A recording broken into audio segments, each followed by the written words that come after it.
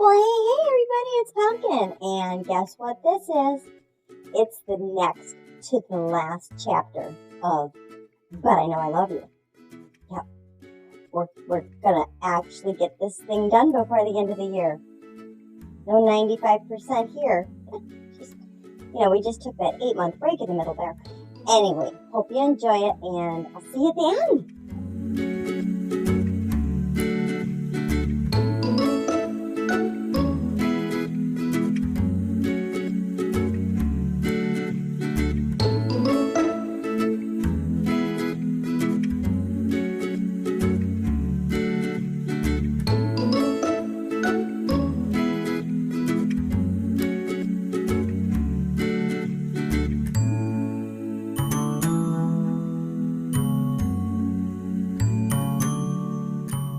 I do.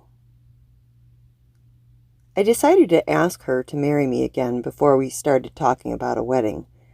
I told her mom and dad that I wanted to get re-engaged, and they gave their blessing. One issue was the ring. Camre wore her engagement ring all the time. I couldn't take it off her finger and then give it right back to her. She'd never understand what was happening. Her mom reminded me that early on in our relationship, I had given Camre a promise ring, which was still in her jewelry box. I immediately knew that would be ideal. My mom always has a big 4th of July party, so exactly 1 year after our first engagement, in my mom's yard, I got down on one knee and proposed again in front of all of our family. It's odd, but I was more nervous the second time than the first. I couldn't guarantee that she wouldn't say, "No, I'm good." Fortunately, she said yes once again. We decided to wait a couple more years while Camre continued on the slow but steady process of reclaiming herself. I wanted her to be absolutely sure that she wanted to be married as much as I did. The last thing I would ever do is try to take advantage of her condition. Our everyday life settled into its new normal. She and Gavin continued to spend the days at her mom's and the nights and weekends with me. Camre went to occupational therapy and practiced the skills she was learning. Gavin did all the things a little boy should do, like learning to walk and talk and be a kid. Sometimes Camre looks at pictures from that time and tells me how much she wishes she could remember. I tell her that the past doesn't matter as much as today. I tell her we've always taken it one day at a time, and that's how we always will do it. Finally, when Camre was able to process and completely understand what getting married meant and how it was different from being engaged, it was time to plan our wedding. She still didn't have more than maybe a few hours or a day at best worth of memory for events, but she was doing remarkably well with things that were encoded in her rote memory. With some supervision, she could cook simple foods, do laundry, feed the dogs. Today, she can remember what happened a few days ago, and we are hopeful that will only continue to increase with time. Anyway, by the time we were ready to get married, she was much more aware of her surroundings, so she was able to give input into the plans. However, we could never have done it without our families. It was all family on deck for the wedding. Without their help, I'd still be trying to get it together. One thing we both knew we wanted was to be married in our backyard, which overlooked the lake. It was where we started our relationship. It was where we had gotten engaged the first time. It was where we brought Gavin home. It was the perfect place for us to take the next step. I know a lot of guys aren't all that involved in wedding planning, but I had no choice. One thing I wanted to do was to have Redwood Lodge, the place where we went on our first date, cater the wedding. Another thing that was important was to have her mom make the cake. Her mom had owned and operated a cake decorating business, so I knew that was one thing that had to happen. I had a surprise plan too, but I didn't let anyone know about that. Camre was aware that she was getting married, not because she actually remembered the planning, but because over the 6 months of preparation, we talked about it every day.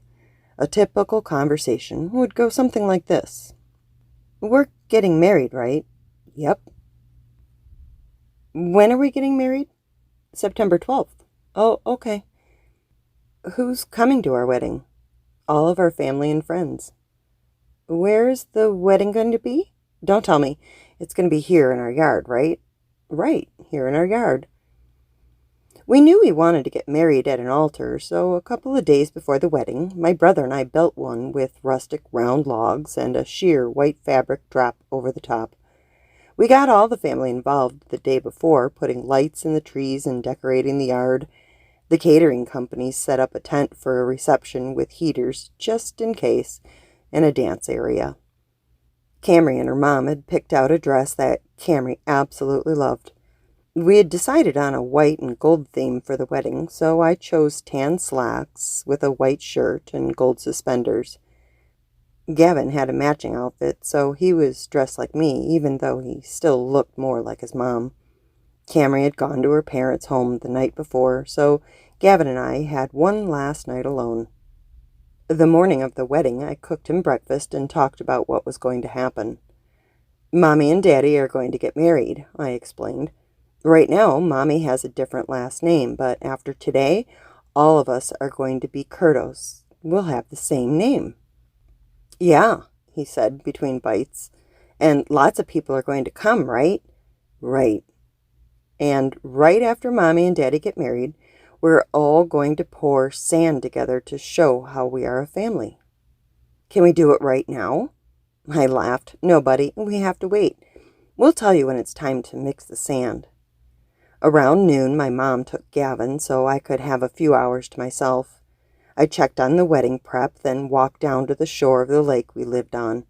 I took a stick and wrote in sand, Steve and Camre, 2015. I stood for a while, feeling the warm fall air and thinking over all that had happened the past few years, but there was no time to waste. I went back into the house to get dressed and wait for my bride to arrive. As the caterers finished and the guests started to arrive, the sky clouded up and a light mist began to fall. It was a little disappointing that our wedding wasn't going to take place on one of those incredible fall days that make Michigan so beautiful, but I wasn't going to let anything, especially not a little mist, dampen our experience. We'd figure something out. Of course, it wouldn't be a wedding without at least one little mishap. I had an issue with one of my suspenders, so Camry's sister made an emergency run to the store to get a new one. While I was waiting for the new suspenders, the mist threatened to turn to rain. The wedding was scheduled for 3 p.m., so I made an executive decision to push it back 30 minutes in the hopes that the weather might break. Besides, there was no rush. Camre was still at her parents' house. Finally, the time arrived. I walked down to the altar to wait for Camre. After all that we had been through, all that we had to do to get to that moment, we were finally getting married.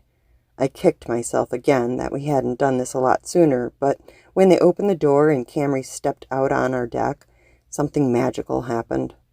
The clouds suddenly parted, the rain stopped, a beam of sunlight landed directly on her. She was smiling that magical smile that always puts a catch in my throat. Tears dripped down my face as she walked toward me on the white carpet we had laid on the grass. I felt like God was giving us his blessing, but maybe he was just telling me, "About time, Steve." In addition to the sand mixing, Gavin was going to hand us our rings. When the time came to come forward, he tripped over the white carpet and sort of fell at our feet. Fortunately, he began to laugh, so everyone else laughed too. He helped me put the ring on his mom's finger, but then he refused to go sit back down.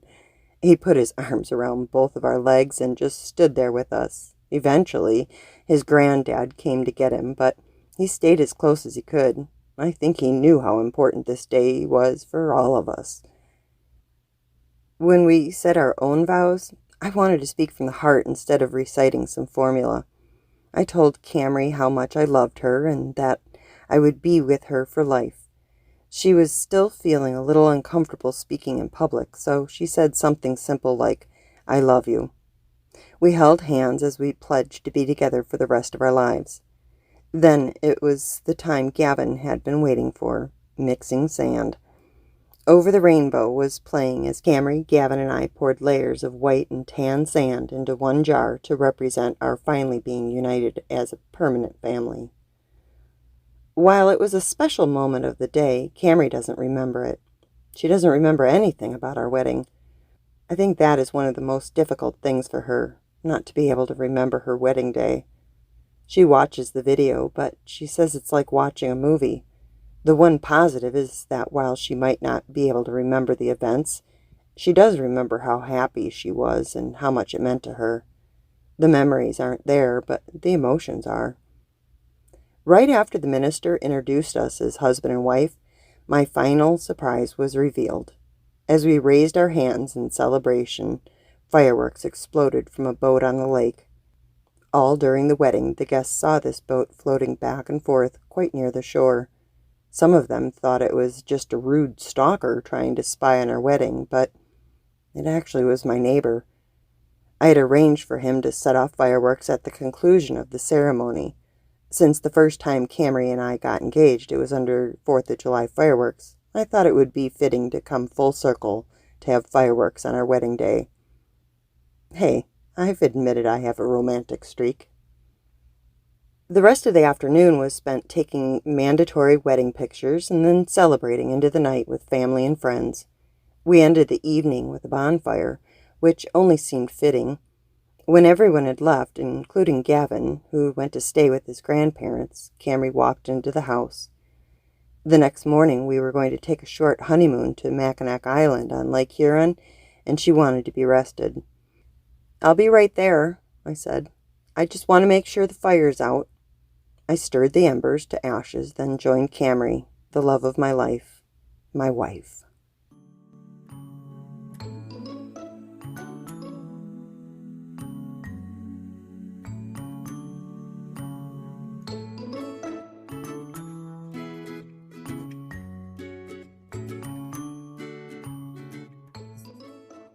Well, now, one more to go. Yeah, just one more, and then we finished the book.